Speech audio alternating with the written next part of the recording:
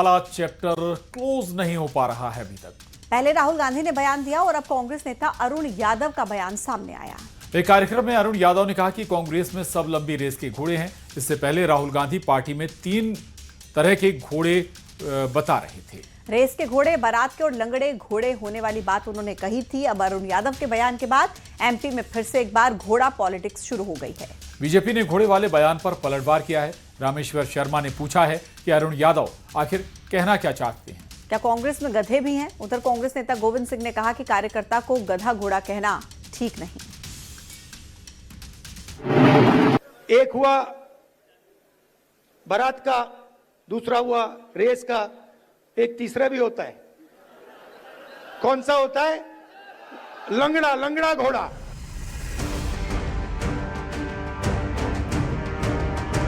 पहले राहुल गांधी और अब अरुण यादव। कांग्रेस में घोड़ा पॉलिटिक्स वाला चैप्टर एक बार फिर से ओपन हो गया है।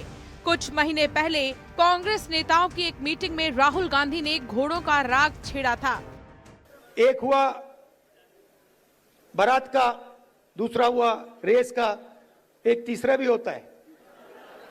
कौन सा होता है? लंगड़ा घोड़ा। तो ये छांटना है हमें, लंगड़ा कौन सा है, रेस का कौन सा है, बारात का कौन सा है। बारात वाले को बारात में भेजना है, रेस वाले को रेस में डालना है और लंगड़े वाले को रिटायर करना है। अब कांग्रेस नेता अरुण यादव ने एक कार्यक्रम में कहा है कि कांग्रेस में सिर्फ लंबी रेस वाले घोड़े हैं और बाकी घोड़े हम लोग रखते नहीं। हमारी टीम में सिर्फ रेस के घोड़े मिलेंगे, आप बाकी घोड़े नहीं रखते हम लोग। हम सिर्फ रेस के घोड़े हैं कि नहीं? रेस के घोड़े हम लोग। तो हम सब मिलकर हमारा लक्ष्य क्या है? हमारा लक्ष्य है कि प्रदेश में ऐसी सरकार बने जो आपकी बात करे। अरुण यादव के इसी बयान पर अब एमपी में सियासत शुरू हो गई है। बीजेपी ने निशाना साधते हुए कहा कि क्या कांग्रेस में गधे भी हैं? तो वहीं कांग्रेस के सीनियर नेता गोविंद सिंह ने कहा कि कार्यकर्ता को गधा घोड़ा कहना ठीक नहीं है। अब समझ में नहीं आ रहा है, कांग्रेस में क्या गधे भी हैं? क्या कहना चाहते हैं अरुण यादव जी? और राहुल गांधी की बातों की चापलूसी इतनी भी क्यों कर रहे हैं? पहले राहुल गांधी जी ने कमलनाथ जी का अपमान किया, दिग्विजय सिंह जी का अपमान किया, स्वयं अरुण यादव जी का भी अपमान किया। राजनीति में यार मनुष्य होता है, घोड़े गधे नहीं होते। मेरा फिर कांग्रेस के बड़े नेताओं से हाथ जोड़कर प्रार्थना है कि अपने कार्यकर्ता को इस तरह अपमानित ना करें। इंसान को घोड़ा की रूप देना उचित नहीं है। माननीय राहुल गांधी है तो हंसी मजाक में बात कहा था, उसको लोगों ने गंभीरता से लेके और ये काम एक करने का प्रचार का काम है। भारतीय जनता पार्टी में एक संगठन है राष्ट्रीय स्वयंसेवक संघ। मैं शुरू से ही उसका नाम मैंने रखा है राष्ट्रीय षड्यंत्रकारी संगठन। ये उसका नाम ही ये है और षड्यंत्र फैलाने का काम करता है। हर बार कांग्रेस कार्यकर्ताओं की घोड़ों से तुलना करना ठीक नहीं है।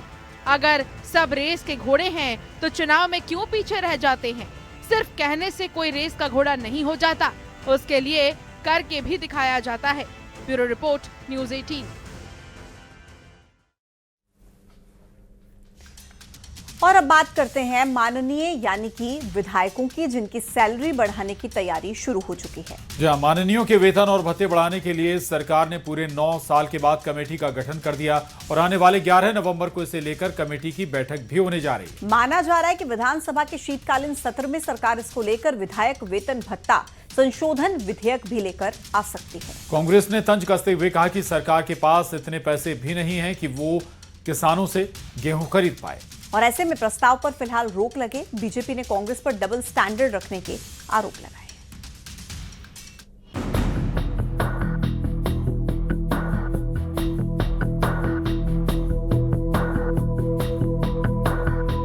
एमपी में माननीय यानी विधायकों के लिए खुशखबरी है।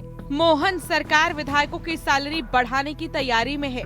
इसको लेकर सरकार ने करीब 9 साल बाद एक कमेटी का गठन किया जो विधायकों के वेतन बढ़ाने की सिफारिश करेगी।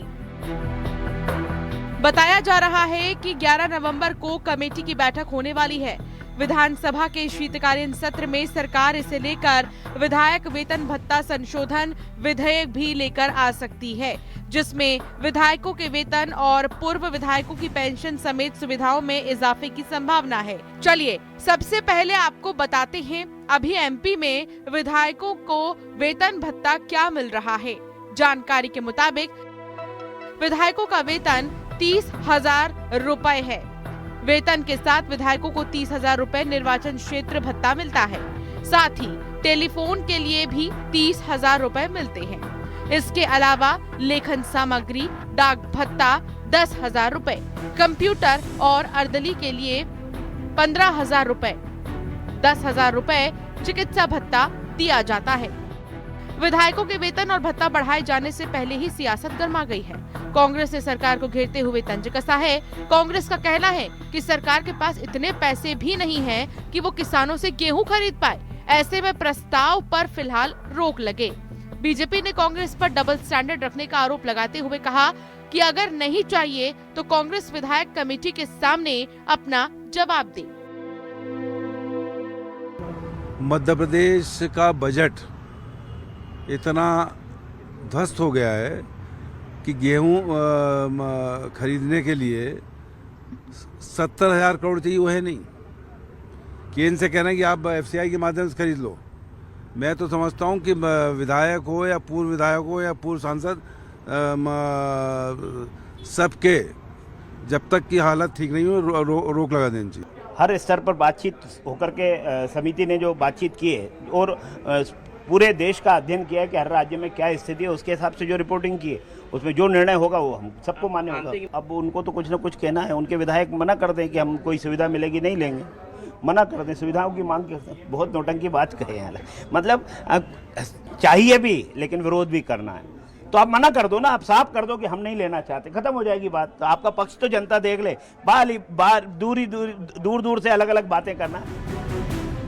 फिलहाल एमपी में विधायकों के वेतन और भत्ते बढ़ाए जाने पर सियासत आई है। कांग्रेस ने सरकार पर हमला बोला है तो वहीं बीजेपी ने कांग्रेस को डबल स्टैंडर्ड रखने पर तंज कसा है। Bureau report, news 18।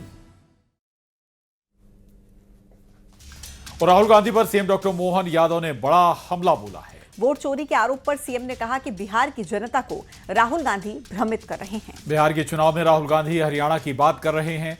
सीएम ने दो टूक कहा कि राहुल को अपने पद की गरिमा रखनी चाहिए। दरअसल राहुल गांधी ने वोट चोरी को लेकर एक प्रेस कॉन्फ्रेंस की थी, जिसमें हरियाणा चुनाव में 25 लाख वोट चोरी करने का दावा किया था। थोड़ा दुर्भाग्य के साथ कहना पड़ रहा है कि नेता प्रतिपक्ष जब बिहार में वोट डालने का समय पहला चरण चालू हो गया, ऐसे में हरियाणा चुनाव की बात निकाल करके भ्रमित करने का प्रयास कर रहे हैं। उनकी ये बात किसी के गले उतर भी नहीं रही है। जैसे उनने पहले चुनाव आयोग की ईवीएम मशीनों को लेकर के देश भर में माहौल बनाया था और सुप्रीम कोर्ट में उनकी इस बात का धज्जियाँ उड़ी। मैं उम्मीद करता हूँ कि वो अपनी गरिमा का ध्यान रखें और ऐसी बातों से बचें। मध्य प्रदेश में बाइक पर सवार दोनों लोगों के लिए हेलमेट जरूरी होगा।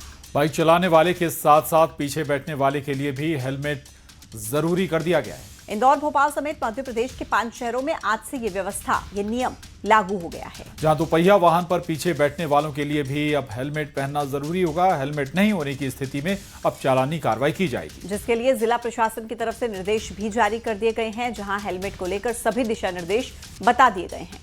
पहले चरण में इंदौर, भोपाल, जबलपुर, ग्वालियर और उज्जैन से इसकी शुरुआत की गई है और धीरे धीरे पूरे प्रदेश में इसको लागू किया जाएगा। हेलमेट नहीं लगाने को लेकर लोग ऐसी बहानेबाजी कर रहे हैं जिसको सुनकर आप अपनी हंसी भी नहीं रोक पाएंगे। ये तो हंसी लोगों को उस वक्त मैंने कहा यार भारी का लोगों को समझना चाहिए कि बहानेबाजी नहीं बल्कि हेलमेट आपकी सुरक्षा के लिए जरूरी है।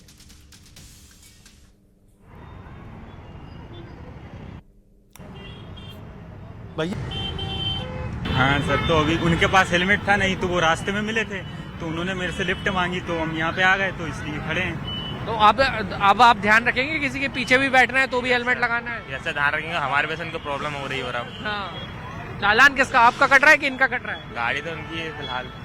इनका चालान कट रहा है आपके चक्कर में? यस। क्यों नहीं लगाया फिर हेलमेट आप? नहीं, मैं जनरली लगाता हूँ, 5-6 दिन से नहीं लगा रहा हूँ। और आपने भी हेलमेट नहीं लगाया, जबकि पीछे बैठने वालों को भी हेलमेट लगाना है। तो सर अभी घर से आ रहा हूँ बैग लेके, दोस्त है इसके रूम पे रुका हुआ मैं। हेलमेट क्यों नहीं लगाया? हेलमेट तो है ही नहीं, तो कहाँ से लगाऊँ सर मैं? लेकिन ट्रैवल नहीं करते। हेलमेट क्यों नहीं लगाया आपने? हेलमेट खरीदना पड़ेगा सर। हेलमेट खरीदना पड़ेगा। हाँ। और चलिए बात करते हैं खाद की। एमपी में अभी भी खाद की किल्लत जारी। नरसिंहपुर में खाद वितरण केंद्र पर सुबह से लाइन में लगे किसानों के बीच खाद के लिए कूपन बांटे गए। किसानों का कहना है कि वितरण केंद्र पर किसानों की तरफ से जितने कूपन बांटे गए वो पर्याप्त नहीं है। केंद्र पर किसानों के बीच महज 100 टोकन ही बांटे गए। केंद्र पर इस अव्यवस्था को लेकर किसान नाराज हैं। उधर टीकमगढ़ में किसानों से खाद के नाम पर लूट की जा रही है और यहाँ किसानों को 1900 रुपए में नकली खाद दिया जा रहा है और ये नकली खाद दिखने में असली जैसा लगता है। बड़ागांव क्षेत्र में नकली खाद की सप्लाई हो रही है और तहसीलदार ने जांच के लिए खाद का सैंपल भेजा है। छतरपुर में अवैध खाद के ठिकाने पर छापा मारा है। पुलिस और कृषि अधिकारियों ने भारी मात्रा में डीएपी खाद बरामद किया है। वहीं मौके पर बोरियों को पैकिंग करने की मशीन भी मिली है।